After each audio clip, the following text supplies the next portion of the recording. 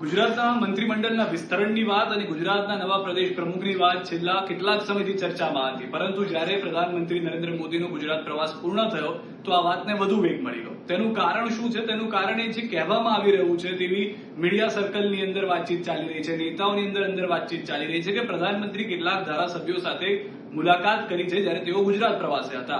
હવે આ ધારાસભ્યો સાથે જે વાતચીત કરી છે, તેમના પરિવારજનો સાથે વાતચીત કરી છે, તેને ભાજપ તરફથી એવું કહેવામાં આવી રહ્યું છે કે તે પરિવારજનો અને પરિચિતો સાથેની મુલાકાત હતી. પરંતુ શું આમાં સંકેત હતો કે કેમ, તેને રાજકીય વિશ્લેષકો પણ પોતપોતાની રીતે જોઈ રહ્યા છે. જેમ કે હાર્દિક પટેલની વાત કરું, જ્યારે પ્રધાનમંત્રી નરેન્દ્ર મોદી આવ્યા તો હાર્દિક પટેલે પોતાના જે આંદોલનના 10 વર્ષનું પોસ્ટર રિલીઝ કરી દીધું. તેઓ ખુદ એરપોર્ટ ગયા હતા, રિસીવ કરતા ત્યાં આગળ જોવા મળ્યા છે, તે ફોટો પણ વાયરલ થયો છે. તો શું હાર્દિક પટેલ કે એક યુવા નેતાને મંત્રીમંડળમાં સ્થાન હશે કે કેમ, એ મુદ્દાએ ચર્ચા ઉભી કરી છે. બીજી તરફ ઉદ્યોગ મંત્રી ત્યાં આગળ હાજર ન હતા, તો ઉદ્યોગ મંત્રી પ્રોટોકોલ પ્રમાણે હોવા જોઈતા હતા જ્યારે આખી એટલી મોટી લાણી થતી હતી, ગુજરાતના વિકાસના કાર્યોની વાત થતી હતી, પરંતુ તે જોવા નથી મળ્યા. તેમની ગેરહાજરી જે છે તેને સાંકેતિક રીતે જોવામાં આવી રહી છે.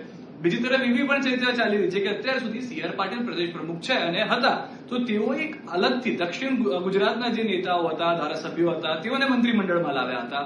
સ્વાભાવિક રીતે દરેક પ્રદેશ પ્રમુખ પોતપોતાની રીતે થોડા ઘણા ઇન્ફ્લુઅન્સ કરતું હોય છે, પરંતુ મંત્રીમંડળમાં આ વખતે માનવામાં આવી રહ્યું છે કે ફરી એક વખત જયેશ રાદડિયાની વાપસી થઈ શકે છે. આ વાત હું નહીં, પરંતુ કેટલાક રાજકીય વિશ્લેષકો કહી રહ્યા છે. અમે જગદીશ મહેતા સાથે પણ વાત કરી કે જેઓ પણ રાજકીય વિશ્લેષક છે, રાજકોટથી તેઓ અમારી સાથે જોડાયા હતા અને તેઓએ પણ કહ્યું છે કે મોટી અને મહત્વની વાત એ છે કે આ વખતે એવું મંત્રીમંડળ જોવા મળશે કે જે મંત્રીમંડળ લોકોના કાર્ય સારી રીતે અધિકારીઓ પાસેથી કરાવી શકે. કારણ કે થોડા સમયથી એવું ક્રિટિસાઇઝ થવામાં આવી રહ્યું છે કે જે પણ મંત્રીઓ છે તે એ કામ નથી કરાવી શકતા.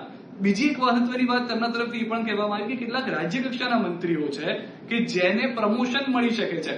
સ્વાભાવિક રીતે હવેથી દરેક રાજકીય વિશ્લેષક એક ચોક્કસ નામ આપતા તે માટે પણ ગભરાઈ રહ્યા છે, કારણ કે ભાજપ એના માટે વિખ્યાત છે કે જ્યારે પણ આપણે વિચારીને ચાલીએ કે આ વ્યક્તિ મુખ્યમંત્રી બનશે, આ વ્યક્તિ પ્રદેશ પ્રમુખ બનશે, તો તે વ્યક્તિ ક્યારે પણ તેમાં હોતું નથી.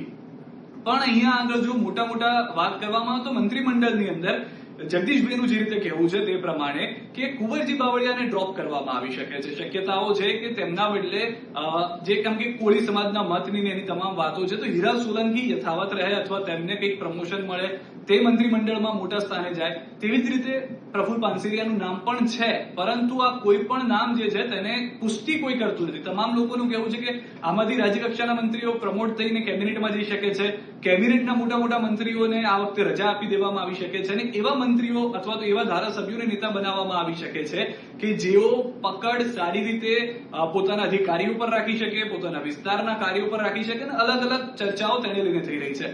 હવે અહીંયા આગળ મંત્રીમંડળની સાથે સાથે પ્રદેશ પ્રમુખ મહત્વના થઈ જાય છે, કારણ કે જે બેઠક થઈ હતી છેલ્લી ભાજપની, તેમાં એવું સાંભળવામાં આવ્યું છે, સૂત્રો એવું કહ્યું છે, કારણ કે ત્યાં આગળ મીડિયાની અંદર એલાઉડ ન હતું, પરંતુ કેટલાક લોકો સાથે વાતચીત થઈ, કેટલાક મીડિયામાં આપણે અહેવાલ પણ જોયા છે કે એવું કહેવામાં આવ્યું છે કે હવે જે મંત્રીમંડળ જે છે તેનું વિસ્તરણ થશે અને તેની સાથે નવા પ્રદેશ પ્રમુખ પણ આવશે. તો આ નવા પ્રદેશ પ્રમુખમાં પહેલેથી લઈને અત્યાર સુધી એક નામ જે કોમન જોવા મળી રહ્યું છે, ઓબીસી ચહેરો, અધર બેકવર્ડ ક્લાસ નો એક ચહેરો કોણ હોઈ શકે છે, જેમાં મયંક નાયકના નામની ચર્ચા સતત જોવા મળી રહી છે. જગદીશ વિશ્વકર્મા પણ નામની ચર્ચા આવી હતી, પરંતુ તેઓ સહકાર મંત્રાલય તરીકે અત્યારના કેબિનેટમાં સારું કામ, રાજ્યકક્ષાના નેતા તરીકે સારું કામ કરી રહ્યા છે. તેમનું પણ સારું કાર્ય જે છે તે અમિત શાહ સાથે સહકાર મંત્રાલય સાથે થઈ રહ્યું છે, તો તેમાં કદાચ બદલાવ ના આવે, પરંતુ ઓબીસી ચહેરો જો ભાજપ પકડે છે તો એ મયંક નાયક હોઈ શકે છે. અને અહીંયા ફરી વખત એ જ મુદ્દો આવે છે કે જે નામ મીડિયા કહી રહ્યું છે, જે રાજકીય વિશ્લેષકો કહી રહ્યા છે, શું તેના પર સ્ટેમ્પ લાગશે? કારણ કે ભૂતકાળમાં પણ સી.આર. પાટીલનું નામ આવ્યું ત્યારે સૌ કોઈ ચોંકી ગયા હતા, કારણ કે સી.આર. પાટીલ સાંસદ હતા તે વખતે